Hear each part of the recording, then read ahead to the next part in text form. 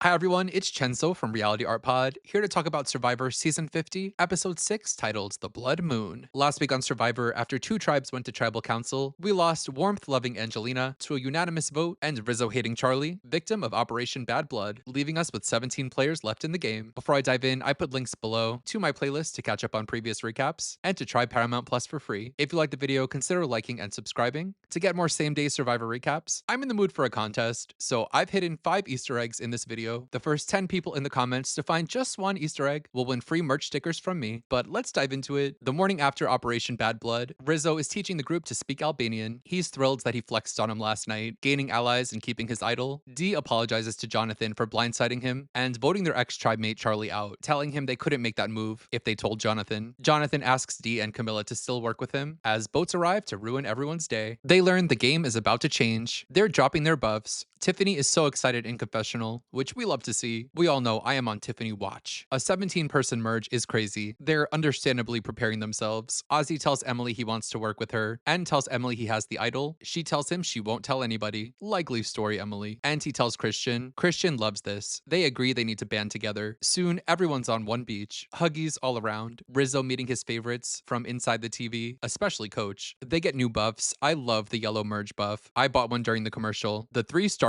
buffs were low-key ugly. We voted wrong. Christian and Devins reunite. Comparing notes, Devins continues to take credit for giving Aubrey the Billie Eilish idol. She even thanks him. Cirie tells Genevieve that Aubrey has an idol. Genevieve feels vindicated, asking the show to wind back the tapes to day 5 when Genevieve said Aubrey had it, even though she didn't have it yet at the time. Word about Aubrey's idol spreads around camp, including that Devins gave it to her. Then Genevieve leaks her own secret that she gave Ozzy the idol, but she's still keeping the idol she gave to Rizzo a secret, even after Rizzo tells her he has it. Ozzy is bummed to find out that everyone knows he has the idol. Cirie fills Ozzy in that Rizzo knows about their extra vote, with Cirie telling us she's in a poly relationship with Rizzo and Ozzy. The Fields family is getting freaky. It's giving we saw you from across the island and wanted to vote with you. Wink wink. Everyone's trying to recruit Jonathan. Coach is counting his abs. The old school players like Jonathan's loyalty. He's wheeling and dealing with everybody, especially Dee. They agree to play both sides. Their new tribe is named Manulevu, but I named the tribe Womama because whoa mama, that's a big school of sharks. Tiffany reads the group a clue that there's a twist hidden in the jungle, which sets off a scramble, an egg hunt, so to speak. Colby is still injured, telling us he hyperextended his foot and is limping along. Christian is performing an old-fashioned breath first search, but it's Ozzy who finds the advantage, a clue that tells him he's heading to Exile Island and can bring one person of his choice to join him. He decides to take the one person no one would expect, Rizzo, so the two of them head off to Exile. The other 15 head to their challenge, where Jeff takes back tribal immunity. That thing's back up for grabs, but Jeff does a fondling motion with his hands to explain that we voted for more twists, and he's got a doozy. This twist is the Blood Moon, and oop, Jeff said the thing. The Blood Moon is terrifying. 3 players will have their torches snuffed tonight. The way I winced as he explained what was going to happen. In their challenge, players will be randomly divided into 3 groups of 5, standing on footholds between their walls. While all 3 teams will vote one player out, the person from each team who lasts the longest will win immunity. This is the immunity necklace that we voted for, but I'm sure none of us remember that. The one player who lasts the longest overall wins the biggest reward of the season. Remember when Jeff called Zach Brown the biggest reward? Well, in a direct insult to Zach Brown, Jeff says the biggest reward is now Applebee's. And Jeff goes on and on describing the food and desserts. This actually is a better award than Zach Brown, by the way. One last zinger from Jeff. After these 3 vote outs, the jury begins.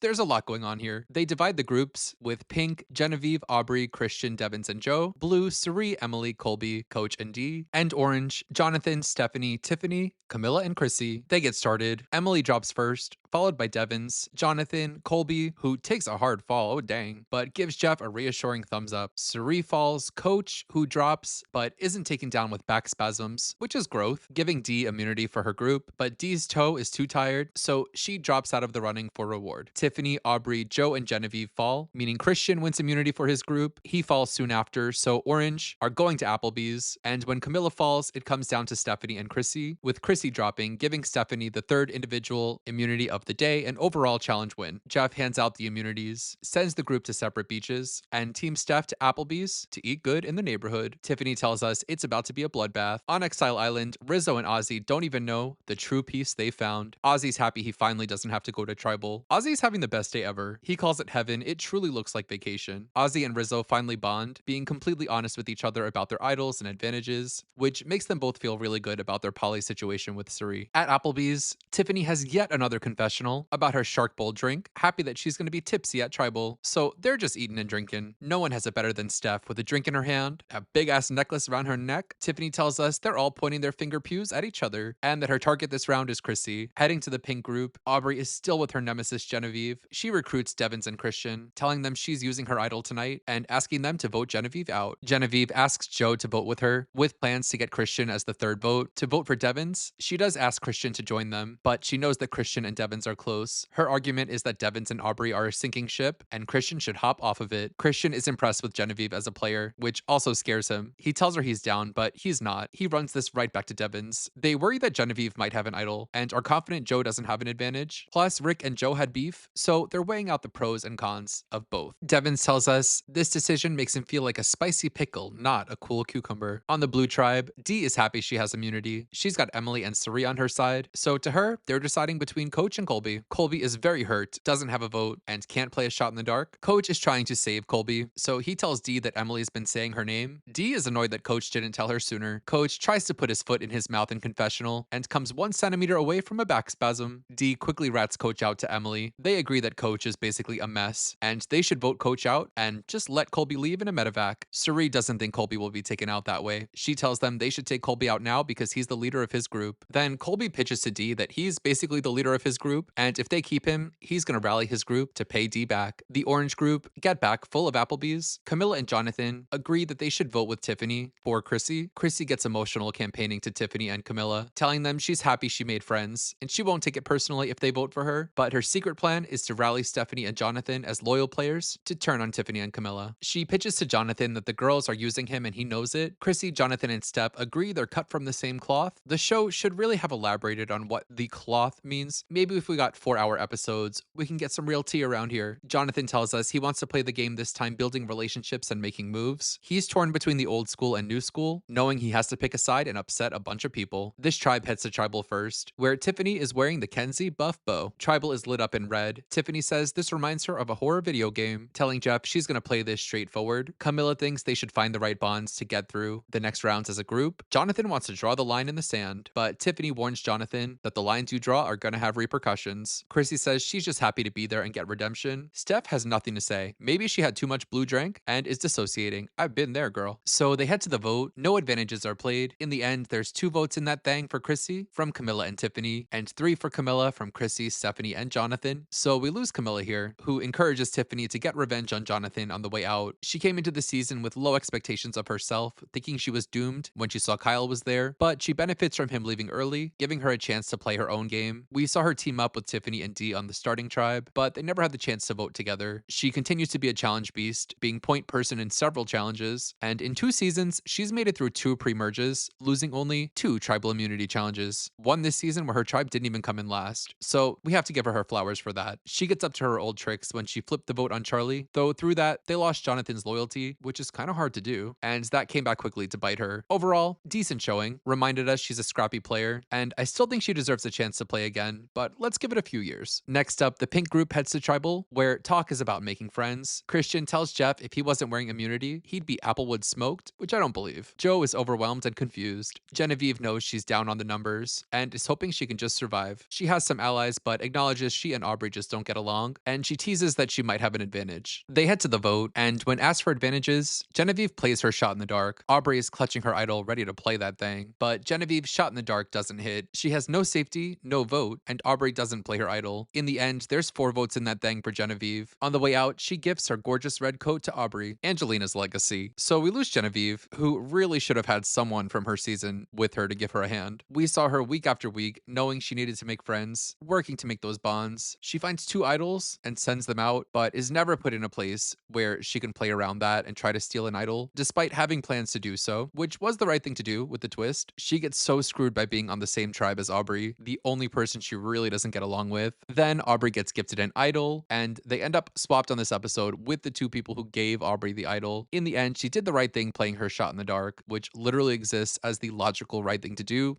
when you know you're going home. I have respect for it. Crazy that with this vote out, 2/3 of the chances that the boomerang idol pays off are gone out the window. This twist has been downgraded from likely flop to very likely flop. Overall, respectable showing. I think she's the kind of player that just has a rough road to get to the final three. She'd have maybe better luck on traders, but honestly, the way she plays, she would be lethal on Big Brother. Finally, the blue group heads to tribal, where Coach is wearing feathers, braids, and beads in his hair, which tickles Jeff. Colby says tribal's like riding a bike. Colby reflects that since his first game, he hasn't lived up to that game, admits he doesn't have a vote or shot in the dark, has an injury, and is just a sitting duck, but says this has been the most fun he's ever had on Survivor. The girls insinuate it may not be as obvious a vote as they think, but Jeff brings things back to Colby, letting him share that he's chosen to make the most of this. He spent half his life being in the Survivor world. This is a sweet moment of reflection, and becomes a celebration of Suri and Coach as well, with Suri extremely affected by this tribal, and Coach leaving it off with a samurai proverb, "We make war with a pure and clean heart." So they get to voting, no advantages are played, and in the end, there's 4 votes in that thing for Colby. So we lose Colby here, who we saw having a lot of fun throughout the season. So I'm not surprised he says this is his best experience on the show. We also saw him play with a lot of heart, make friends, go from being grumpy to bonding with Rizzo, which was sweet, and saw he was running a few groups. It wasn't a good sign for his winning chances when he hurt his foot and it was squeezed into a confessional during the challenge last week, like, oh, by the way, I hurt my foot. That wasn't giving main character energy, but he got to show up, continue his lore, have a good experience, not embarrass himself, perform decently in challenges, and get voted out as a threat, which is yet another player finding their redemption and probably closing the book on the Survivor story on a high note. We had a few groupings this episode. No one lucked out like Ozzy and especially Rizzo, who both got to speedrun through this craziness, both still with idols, and their bond got stronger. I could see this poly 3 with Suri being the final 3. I wouldn't hate it. I would like it. In the group that voted Camila, Chrissy, Steph, and Jonathan survived that, but they're in for a rude awakening when they get back. Colby going home is a hit to Chrissy and Steph, and when D finds out what Jonathan did, ooh, he's gonna be in trouble. That's the kind of thing that D can do to you, but you can't do that to D. Tiffany's confessional count this episode was crazy. I'm so happy about it, and also happy the visibility spike didn't mean she went home. That would have pissed me off. In the group that voted Genevieve, this duo of Christian and Devins together is too much for me. Of course, they make the final decision, but Christian has just been controlling this game so far, and I'd like to see some others shine. And they still have the hidden fake idol at Tribal that I'd be more excited about if it didn't mean them just running the table more. Aubrey chose not to play her idol, which was smart in theory, but as long as she has it, she's marked by those who she thinks are her allies. And you know Christian and Devins want that idol. Aubrey, friends are just enemies who don't have the guts to kill you. Joe is still there. And finally, the group that sent Colby to the house. The previews show Coach being mad after this. I honestly can't tell what he's really mad about, but at this point, he's getting to be a lost cause. Emily and Dee worked together, which was nice. I still think Dee can just win her way pretty far into the game, but I'm so impressed with Suri. The fact that she wasn't even considered as a vote out is outrageous. Is Suri playing the best game that she's ever played? It's gotten to the point that if she doesn't win at this point, her boot will be devastating. So I'm fully committed to Team Suri from the Poly 3. I saw a lot of hate for the Blood Moon online, but y'all will hate everything. Honestly, I liked it. It needed to be done to stay on schedule. Everyone had 3 chances to save themselves through finding that advantage, winning a challenge, or through strategy. In the end, the 3 players who went home weren't shocking boots. They weren't front runners. So we just jumped through what could have been the next 3 boots anyway. And I think what comes next will be interesting. But that's all I have to say about this episode. Let me know what you thought of the Blood Moon and Camila, Genevieve, and Colby's departures. Did you find my Easter eggs? Like I said, the first 10 people to find an Easter egg win some free merch stickers. I'll announce the winners next week. If you like the video, consider liking and subscribing so you don't miss it. Until next time, you know where to find me. Bye.